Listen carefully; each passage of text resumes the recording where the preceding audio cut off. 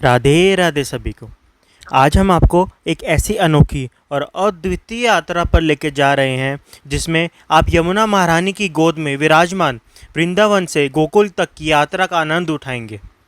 मैं आपको ये विश्वास दिलाता हूँ कि इस यात्रा के दृश्य आपने पहले कभी नहीं देखे होंगे। ये केवल आपकी कल्पना में ही संभव रहे होंगे। आज हम आपको एक ऐसी अद्वितीय यात्रा पर लेके जा रहे हैं जो आपको द्वापर युग की झलक दिखाएगी और यह दृश्य आपके मन, आत्मा और आंखों को मंत्रमुग्ध कर देंगे। द्वापर युग की तीन मुख्य चीज़ें आज भी सर्वत्र विद्यमान हैं: यमुना महारानी, कृष्ण जी की चरणों की रज और गोवर्धन पर्वत।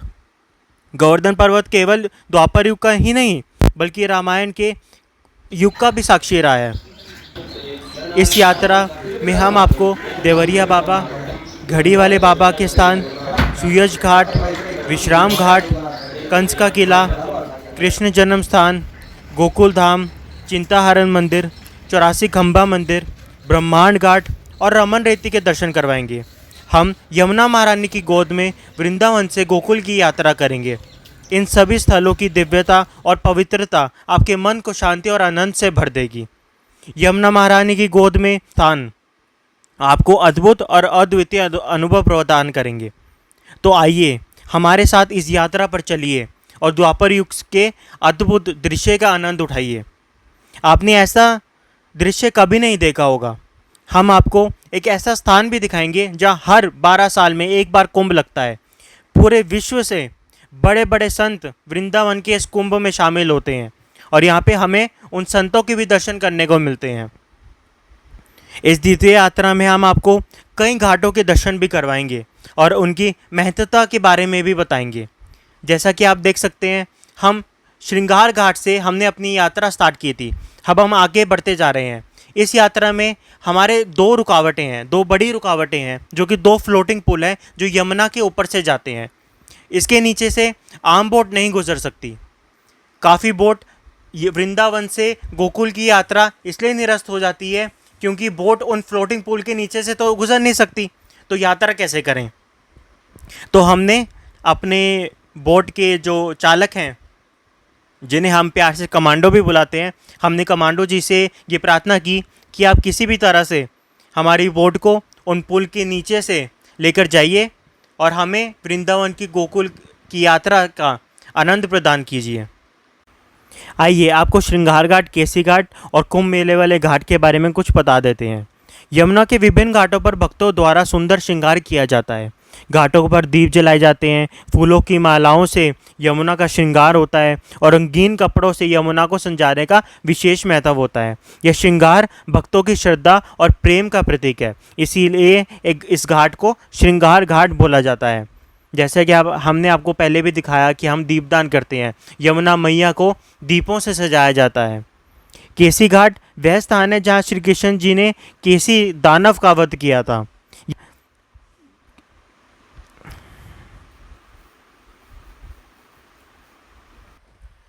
कलयुग के सबसे चमत्कारी बाबा हैं देवरिया बाबा, जिन्होंने कई साल हिमालय में अज्ञातवास की स्थिति में तपस्या की है। और उसके बाद हम आपको घड़ी वाले बाबा के भी स्थान के दर्शन करवाएंगे।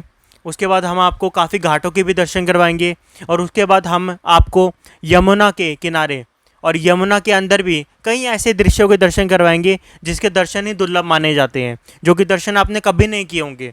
हम आपको यमुना किनारे काफ़ी गैयों के भी दर्शन करवाएंगे जो कि घास चरने आती हैं, जो कि यमुना में अपने आप को शीतल और यमुना में अपने आप को ठंडक प्रदान करने आती हैं।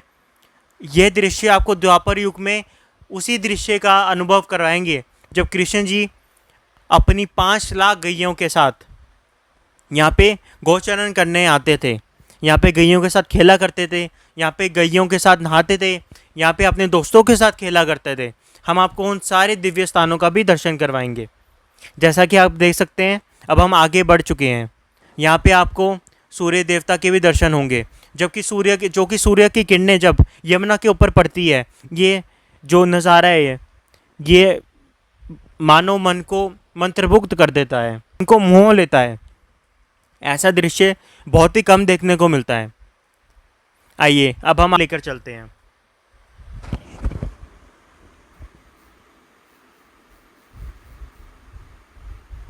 अब आप उन सारे घाटों के दर्शन कर रहे हैं ये जो यमुना के किनारे है। ये पीछे आपको पूरा वृंदावन का दृश्य दिख रहा है। आपको इसमें वृंदावन के कुछ प्रमुख मंदिर भी दिखाई दे रहे होंगे। यहाँ पे आपको श्रृंगार घाट के दर्शन हो रहे हैं, यहाँ पे आपको केसी घाट के भी दर्शन हो रहे हैं। और आगे चलकर हम आपको एक ऐसे घाट के दर्शन करवाएंगे, जैसा कि पहले कहा, जहाँ पर 12 साल में एक बार कुंभ लगता है। आइए आपको श्रृंगार घाट, केसी घाट और कुंभ मेले वाले घाट के बारे में कुछ बता देते हैं। यमुना के विभिन्न घाटों पर भक्तों द्वारा सुंदर श्रृंगार किया जाता है।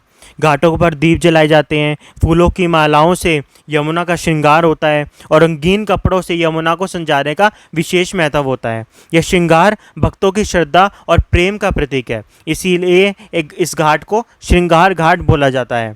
जैसे कि हमने आपको पहले भी दिखाया कि हम दीपदान करते हैं, यमुना मैया को दीपों से सजाया जाता है। केसी घाट वह स्थान है जहाँ श्री कृष्ण जी ने केसी दानव का वध किया था। यह घाट वास्तुकला की दृष्टि से भी महत्वपूर्ण है। यहाँ की सीढ़ियों और स्तंभों पर अद्भुत नक्काशी भी देखने को मिलती है। भक्त यहाँ स्नान करके पवित्रता का अनुभव भी करते हैं। ये अब आपको फ्लोटिंग पुल के पार होने के बाद दूसरी साइड मिलते हैं। जैसा कि अब आप देख सकते हैं, हम फ्लोटिंग पुल को पार कर चुके हैं। इसमें काफ़ी देर की रुकावटें आई और उसमें काफ़ी टाइम भी लगा, लेकिन कोई बात नहीं, हमने इस रुकावट को पार किया और अब हम आगे बढ़ चुके हैं। जैसा कि आप देख सकते हैं, ये यमुना का दृश्य, ये दृश्य आपने कभी नहीं देखा होगा।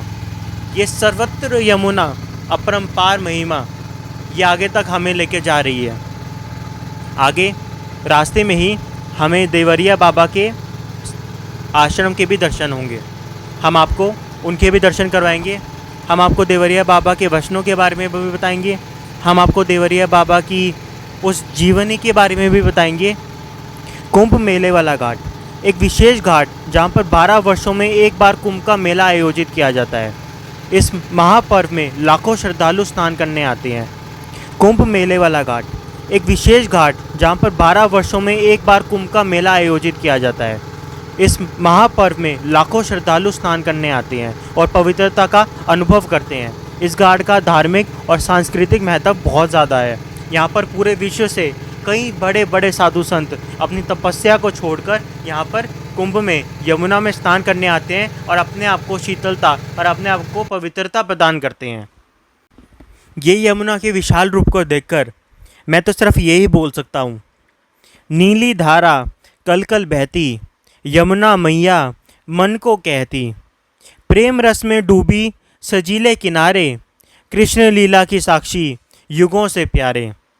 मथुरा की माटी गोकुल का रास, यमुना की लहरें करती मधुरास। चांदनी रातों में शीतल छाँव, यमुना तट पर बसी राधा का गाँव। स्वर्णिम सूरज की किरणें यमुना पर चमकती,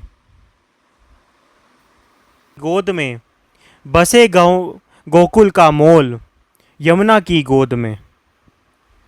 हरी भरी घाटी यमुना का किनारा, प्रेम की धारा में बहे जीवन सारा। पावन जल धारा करती शीतलता, यमुना मैया की महिमा है अनुपम और अनमोल। बोलो, जोर से बोलो, अपने दोनों हाथ उठाकर बोलिए, यमुना मैया की जय हो।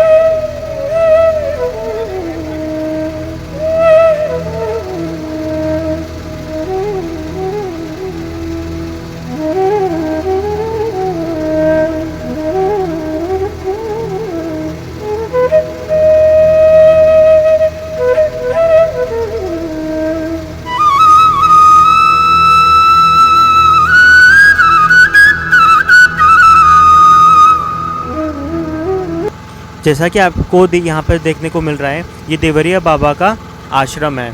यहाँ पर बहुत ही ज़्यादा पवित्रता का आपको भी अनुभव होगा। मुझे तो यहाँ से जाने का मन भी नहीं कर रहा है, क्योंकि ये बहुत ही यहाँ पर ऐसा लग रहा है जो यहाँ पर रहकर तपस्या की थी, घोर तपस्या की थी, उसका अनुभव आज भी हमें देखने को मिल सकता है। क्यों, जैसा कि आप देख सकते हैं, हम देवरिया बाबा के आश्रम में पहुंच चुके हैं, जो बहुत ही एक पवित्र आश्रम है। अगर आप यहाँ का नज़ारा देखेंगे तो ये अकल्पनीय है।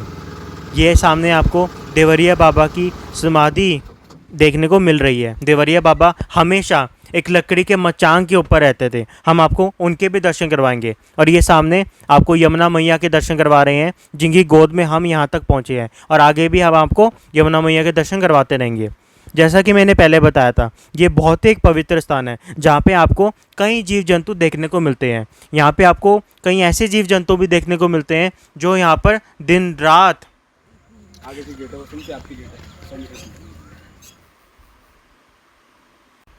जैसा कि आपको मैंने पहले बताया था मोरकुटी के बारे में, राधा रानी को मनाने के लिए श्री कृष्ण जी ने उन्हें मोर के रूप में दर्शन दिए थे, इसलिए राधा रानी को मोर अति प्रिय हैं। और इस पवित्र स्थान पर आपको कई मोरों के दर्शन भी देखने को मिल सकते हैं। मैं चोरी छुपे आपको मोरों के क्लोज विजुअल्स लेने की कोशिश करूंगा, क्योंकि अगर मैं पास जा रहा हूं तो ये मुझे देखकर डरकर भाग रहे हैं। ये देखिए, ये सामने आपको मोर के दर्शन हो रहे हैं। ये बहुत ही ज़्यादा काल्पनिक और बहुत ही दुर्लभ दर्शन है। ये हर किसी को दर्शन देखने को नहीं मिलते, दिन रात चहचहाते हुए मिलेंगे। जैसा कि आप सामने देख सकते हैं, यहाँ पर एक मोर के दर्शन हो रहे हैं। हमने आपको पहले मोरकुटी के बारे में बताया था, हमने आपको उनकी महत्वता के बारे में बताया था। हमने आपको बताया था कि ठाकुर जी ने राधा रानी को मनाने के लिए उन्हें मोर के रूप में दर्शन दिए थे, वहीं से उनका नाम मोर बिहारी भी पड़ा। तो यहाँ पर इस स्थान पर आपको कई मोरों के दर्शन भी दिखाई दे सकते हैं, आपको कई मोरों के दर्शन भी होंगे, जो कि बहुत ही एक अकल्पनीय और मन मोहित करने वाला दृश्य है। आइए मैं आपको कुछ विजुअल्स शॉट में लेने की कोशिश करता हूँ। आइए अब आपको आगे लेकर चलते हैं और आपको देवरिया स्थान के मुख्य द्वार के दर्शन करवाएंगे। ये देवरिया स्थान बहुत ही पवित्र स्थान माना जाता है, कलयुग के सबसे चमत्कारी बाबा का स्थान, जिससे मिलने बड़े बड़े मुख्यमंत्री, बड़े बड़े मंत्री, बड़े बड़े प्रधानमंत्री और बड़े बड़े राष्ट्रपति भी आ चुके हैं।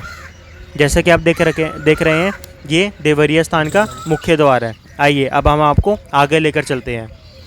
जैसे ही मैं देवरिया स्थान में एंटर करने की कोशिश कर रहा हूँ, यहाँ पर एक मुझे पवित्रता का अनुभव हो रहा है। ये वही स्थान है जहाँ हमारे देवरिया बाबा ने हज़ारों साल तपस्या की थी। माना जाता है देवरिया बाबा का जो असली आयु है वो कोई भी नहीं जानता। कुछ लोगों का मानना है उन्होंने 250 साल तपस्या की, कुछ लोगों का मानना है उन्होंने 500 साल बाद अपना शरीर त्यागा, कुछ लोगों का मानना है उन्होंने 900 साल बाद अपना शरीर त्यागा, और कुछ लोग तो कहते हैं कि उन्होंने 1200 साल तक तपस्या की और उसके बाद अपना शरीर त्यागा।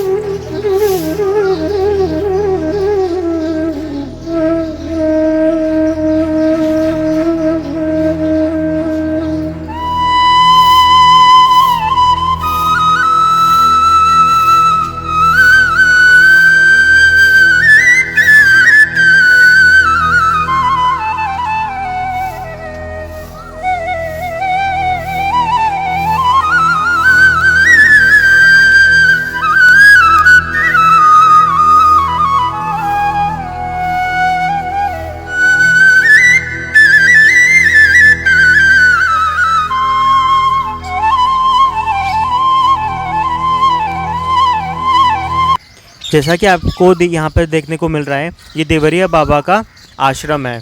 यहाँ पर बहुत ही ज़्यादा पवित्रता का आपको भी अनुभव होगा। मुझे तो यहाँ से जाने का मन भी नहीं कर रहा है, क्योंकि ये बहुत ही यहाँ पर ऐसा लग रहा है पर रहकर तपस्या की थी, घोर तपस्या की थी, उसका अनुभव आज भी हमें देखने को मिल सकता है। तो अब अभी तक हम बाबा की उस तपस्या का जो सुखद परिणाम है वो अभी तक यहाँ पर अनुभव कर सकते हैं।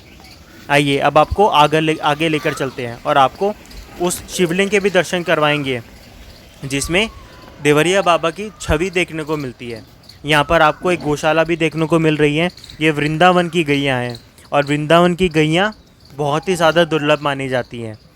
जब श्री कृष्ण जी वृंदावन में थे तो उनके पास 5 लाख से भी अधिक गैयाँ थी और ये कहा जाता है कि इन गैयों में से कुछ गैयाँ आज भी कृष्ण जी के टाइम की गैयाँ जो हम जिन्हें कहते हैं वो आज भी यहाँ पर देखने को मिलती है। इन गैयों में से वो गैयाँ कहीं भी हमें मिल सकती है, कहीं भी देखने को मिल सकती है।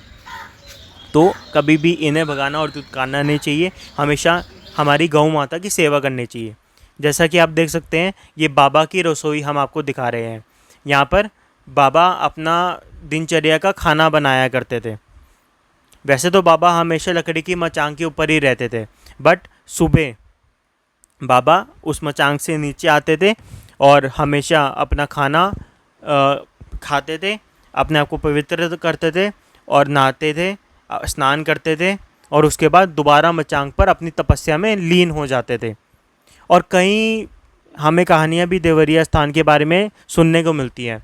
कहा जाता है कि एक बार किसी परिवार में एक छोटे बच्चे को सांप ने डस लिया था, तो उनके माता पिता उस बच्चे को देवरिया बाबा के पास लेकर आए। उस बच्चे की मृत्यु हो गई थी और उनके माता पिता तेज़ तेज़ विलाप कर रहे थे। वो देवरिया स्थान से काफ़ी दूर थे। तब भी बाबा ने अपने अंतर मन से ये पहचान लिया था कि कोई एक दुखी आत्मा विलाप कर रही है। इसलिए बाबा ने अपनी तपस्या से बाहर आकर अपने भक्तों को आदेश दिया कि एक दुखी आत्मा हमारे देवरिया स्थान के बाहर विलाप कर रही है, उन्हें बुलाकर मेरे पास ले आइए। जब उन्हें देवरिया बाबा के पास लेकर आए तो देवरिया बाबा को पहले ही पता था कि जो बालक है उसको सांप ने डस लिया है। तो उनके माता पिता देवरिया बाबा से प्रार्थना करने लगे कि हमने आपकी भक्ति की है तो प्लीज़ हमारे बच्चे को एक नया जीवन प्रदान करिए। तो वहाँ पे देवरिया बाबा ने एक शंख लिया, उसमें पानी डाला और उस बच्चे के ऊपर फेरा और अपनी अंतरात्मा से उस सांप को बुलाया जिसने इस बच्चे को डसा था। कुछ देर बाद सभी लोग देखते हैं कि एक बड़ा गहरा काला सांप देवरिया बाबा के सामने आकर खड़ा हो गया। देवरिया बाबा उससे बात करने लगे। देवरिया बाबा ने बोला कि सांप तो देवता का रूप होता है और आपने इस बालक को डस लिया, ये तो मनुष्य के रूप में इस कलयुग में यहाँ पर धरती पर आया है, तो आप इस मनुष्य को माफ़ करिए, अपना जहर दोबारा इस बच्चे के शरीर से निकालिए और इसे एक नया जीवन प्रदान करिए। बाबा की आंखों में देखकर ऐसा लग रहा था कि बाबा ने उस सांप को अपने वश में कर लिया है और वो सांप वैसा ही कर रहा था जैसे देवरिया बाबा उसे कह रहे थे। जैसे ही आगे आगे हमने देखा वो सांप बच्चे के पास गया और उसी पॉइंट पर जहाँ पर सांप ने डसा था उसी पॉइंट पर दोबारा अपना मुंह लगाकर जहर दोबारा निकलने लगा। देखते ही देखते वो सांप का जो पिछला भाग है वो फूलने लगा, जैसे कि मानो वो विष दोबारा अपने अंदर धारण कर रहा हो। कुछ देर बाद बच्चा खांसी करने लगा और देवरिया बाबा ने उनके माता पिता को यह राय दी कि इसे दूध पिलाइए, इसे पानी पिलाइए और 2-3 घंटे बाद ये बिल्कुल ठीक हो जाएगा। देवरिया बाबा ने अपनी बभूति उस बच्चे को दी और वो बच्चा बिल्कुल ठीक हो गया। ऐसे चमत्कारी हैं हमारे देवरिया बाबा। ऐसे ही नहीं बड़े बड़े लोग देवरिया बाबा के पास उनके दर्शन करने आते थे। आइए अब मैं आपको देवरिया अमृतवाणी के बारे में भी कुछ बताता हूँ। बाबा बोलते हैं, बच्चा, जिस घर में नित्य प्रति हरि नाम का संकीर्तन हुआ करता है वहाँ कलयुग का कभी भी प्रवेश नहीं होता। अपने अपने कर्तव्य कर्म का पालन करते हुए प्रत्येक क्षण नारायण का स्मरण करने से निश्चित भगवान की प्राप्ति होती है। अतः सभी प्रेम से कहें, श्री राम जय जय राम। भगवत चिंतन करते समय अनेक रूप आपके सामने आएंगे, तो उनमें हमेशा अपने गुरु या ईश की भावना से ही रखनी चाहिए। हमेशा गुरु या ईश की भावना से ही उनको देखना चाहिए। भगवान कृपा के सागर हैं। ये भक्त की व्याकुलता सहन नहीं करते, ये स्वयं ही पर्दा हटाकर दर्शन देते हैं। पूर्ण जन्म के श्रेष्ठ संस्कारों से ही सद्गुरु की प्राप्ति होती है, अन्यथा सद्गुरु की प्राप्ति एक मिलना कठिन होता है। ऐसे ही नहीं सद्गुरु की प्राप्ति मिल जाती। 3 विश्वास आवश्यक रखने चाहिए: अपने आप पर विश्वास, भगवान पर विश्वास तथा भगवान की कृपा पर विश्वास। बच्चा स्मरण रखो, करता भगवान है, कोई और नहीं करता। जो कुछ भी भगवान करता है वही मेरा है और कुछ मेरा नहीं है। बच्चा, भक्ति साधन के 4 सोपान हैं: नाम, रूप, लीला और धाम। अरे बच्चा, मैं कहीं नहीं हूँ, जो हरि नाम का है वही मेरा है। प्रत्येक कार्यक्रम से पहले अपने अंतःकरण में विराजमान परमात्मा की शुभ संपत्ति ले लीजिए। भक्ति का निर्मल हृदय भगवान की बैठक होता है। साकार दृष्टि में जो भगवान है, निराकार दृष्टि में वही परमात्मा है तथा ज्ञान की दृष्टि से वही ब्रह्मा है। बच्चा, एक विष्णु ही सर्वत्र है। बराबर यही ध्यान रखो कि मैं भगवान के चरणों में चिंतन के लिए ही जीता हूँ और हर किसी को भगवान की चिंतन करने के लिए ही जीना चाहिए। जो लोग ध्यान के द्वारा नित्य प्रति गुरु के दर्शन करते हैं, कुछ ही काल में उनका हृदय परिवर्तित हो जाता है और भगवान साकार रूप में वहीं विराजते हैं जहाँ पर गुरु के आदेश का पालन करते लोग पाए जाते हैं। भगवान सर्व साक्षी है। भगवान से कुछ छिपा हुआ नहीं है।